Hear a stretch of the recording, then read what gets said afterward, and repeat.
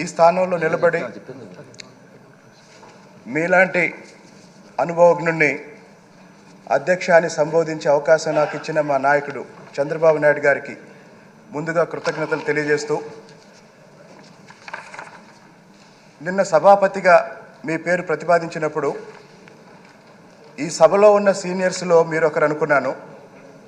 కానీ ఈరోజు మీ గురించి విన్న తర్వాత 7 సార్లు శాసనసభ్యులు, ఒకసారి లోక్సభ సభ్యులు, 4 సార్లు అంటే 16 సంవత్సరాలు మంత్రిగా పనిచేసిన మీకంటే అర్హులు ఎవరు ఉంటారని ఇప్పుడు అర్థమైంది.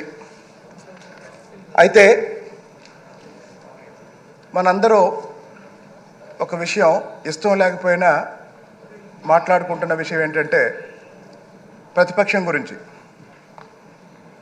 ప్రతిపక్షం, ప్రజాపక్షం, ఈ 2 పదాలు గుర్తుపెట్టుకోమని అందరికీ విజ్ఞప్తి చేస్తున్నా. ఇక్కడ మంత్రులుగా ఉన్నవాళ్ళు ప్రభుత్వ పక్షం, ఆ తర్వాత రాష్ట్రంలో 175 నియోజకవర్గాల్లో ఉన్న సమస్యల గురించి వినిపించే మిగతా వాళ్ళంతా ప్రజాపక్షం. ఇక్కడ ప్రతిపక్షం లేదు. ఈ రాష్ట్ర చరిత్రలో ఎప్పుడూ జరగని అంత విధ్వంసం గత 5 ఏళ్లుగా జరిగింది. మరి ఈ 5 సంవత్సరాల విధ్వంసంలో మెజారిటీ బాధితులు ఎస్సీలు, ఎస్టీలు, బీసీలు, మైనార్టీలు. అమరావతి రైతులతో పాటు గత ప్రభుత్వ అరాచక పాలన వల్ల అంతకుముందు ప్రతి ప్రభుత్వంలో అమలు జరుగుతున్న అనేక సంక్షేమ కార్యక్రమాల్ని, అనేక అభివృద్ధి కార్యక్రమాల్ని ఎస్సీలు, ఎస్టీలు, బీసీలు, మైనార్టీలు పోగొట్టుకున్నారు, కోల్పోయారు అధ్యక్ష.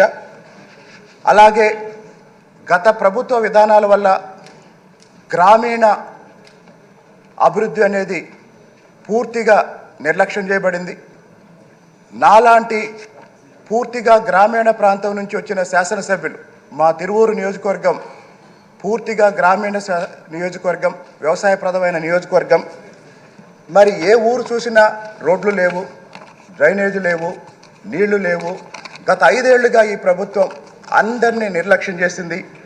మరి ఈ నేపథ్యంలో రాబోయే రోజుల్లో మాలాంటి శాసనసభ్యులు మా సమస్యల గురించి, మా ఎస్సీ, ఎస్టీ, బీసీ, మైనార్టీల హక్కుల గురించి మాట్లాడే అవకాశం మీరు కల్పిస్తారని, అలాగే ఇక్కడున్న మెజారిటీ కొత్త సభ్యులకి శాసన వ్యవస్థ మీద, అలాగే పరిపాలనా వ్యవస్థ మీద అవగాహన రావటం కోసం గత 5 సంవత్సరాల విధ్వంసం మీద, వివిధ రంగాల్లో జరిగిన విధ్వంసం మీద బహుశా భవిష్యత్తులో అనేక క్యాబినెట్ సబ్ కమిటీలు ఏర్పాటు చేస్తారు.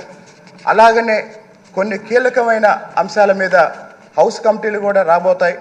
అలాంటి కమిటీల్లో మాలాంటి కొత్త వాళ్ళకు అవకాశం ఇచ్చి పరిపాలనలో మమ్మల్ని కూడా ఇన్వాల్వ్ చేసి ఏ ఆకాంక్షల ప్రకారం అయితే మనందరినీ ఇక్కడికి ఎన్నుకొని ప్రజలు పంపించారో, ఫలితాలు వచ్చిన రోజే సభానాయకులు చెప్పారు ఇది అధికారం కాదు బాధ్యత అని. ఆ బాధ్యతతోనే నిన్నైనా భవిష్యత్తులోనైనా ఇక్కడున్న సభ్యులందరం ప్రవర్తిస్తామని మీ దృష్టికి తీసుకొస్తూ, నర్సీపట్నం నాయకుడు నవ్యాంధ్ర శాసన సభాపతి అయినందుకు మరొకసారి హృదయపూర్వకంగా మా తిరువూరు నియోజకవర్గ ప్రజల తరపున అభినందనలు తెలియజేస్తున్నాను.